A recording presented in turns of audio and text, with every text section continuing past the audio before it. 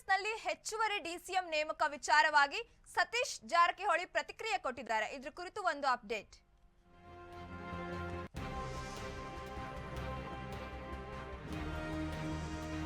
ಕಾಂಗ್ರೆಸ್ನಲ್ಲಿ ಹೆಚ್ಚುವರಿ ಡಿಸಿಎಂ ನೇಮಕ ವಿಚಾರವಾಗಿ ಬೆಂಗಳೂರಿನಲ್ಲಿ ಸಚಿವ ಸತೀಶ್ ಜಾರಕಿಹೊಳಿ ಪ್ರತಿಕ್ರಿಯೆ ಕೊಟ್ಟಿದ್ದಾರೆ. ಡಿಸಿಎಂ ಬಗ್ಗೆ ಸಾಮೂಹಿಕ ಚರ್ಚೆ ಮಾಡಬೇಕು, ಎಲ್ಲರ ಜೊತೆ ಚರ್ಚೆ ಮಾಡಿ ಮುಂದಿನ ತೀರ್ಮಾನ ಕೈಗೊಳ್ಳಲಾಗುತ್ತೆ. ಚುನಾವಣೆ ಸೋಲು ಗಂಭೀರವಾಗಿ ತೆಗೆದುಕೊಳ್ಳಬೇಕು, ಸೋಲಾಗಿದ್ದು ಯಾಕೆ ಎಂಬುದನ್ನು ತಿಳಿಯಬೇಕು.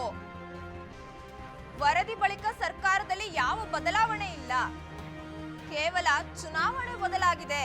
ಬೆಂಗಳೂರಿನಲ್ಲಿ ಸಚಿವ ಸತೀಶ್ ಜಾರಕಿಹೊಳಿ ತಮ್ಮ ಹೇಳಿಕೆಯನ್ನು ಕೊಟ್ಟಿದ್ದಾರೆ. ಕಾಂಗ್ರೆಸ್ನಲ್ಲಿ ಹೆಚ್ಚುವರಿ ಡಿಸಿಎಂ ನೇಮಕ ವಿಚಾರವಾಗಿ ಮಾತನಾಡಿದ್ದಾರೆ ಸತೀಶ್ ಜಾರಕಿಹೊಳಿ ಅವರು.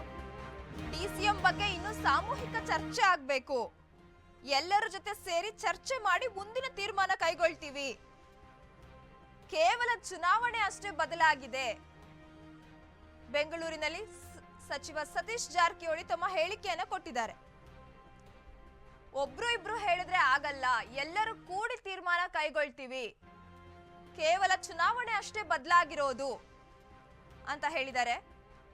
ವರದಿ ಬಳಿಕ ಸರ್ಕಾರದಲ್ಲಿ ಯಾವುದೇ ಬದಲಾವಣೆ ಆಗಿಲ್ಲ, ಚುನಾವಣೆ ಫಲಿತಾಂಶ ಏರಿಳಿತ ಆಗಿರಬಹುದು, ಕಾಂಗ್ರೆಸ್ 9 ಸೀಟ್ ತಗೊಂಡಿದೆ ಅಷ್ಟೇ, ಸಂಖ್ಯೆಯಲ್ಲಿ ಏರಿಳಿತ ಆಗಿರಬಹುದು, ಆದ್ರೆ ಚುನಾವಣೆಯಲ್ಲಿ ಬದಲಾವಣೆ ಆಗಿದೆ, ಖಂಡಿತ ಅದನ್ನ ಒಪ್ಕೋತೀನಿ, ಆದ್ರೆ ಸರ್ಕಾರದಲ್ಲಿ ಯಾವುದೇ ರೀತಿಯ ಬದಲಾವಣೆ ಆಗಿಲ್ಲ.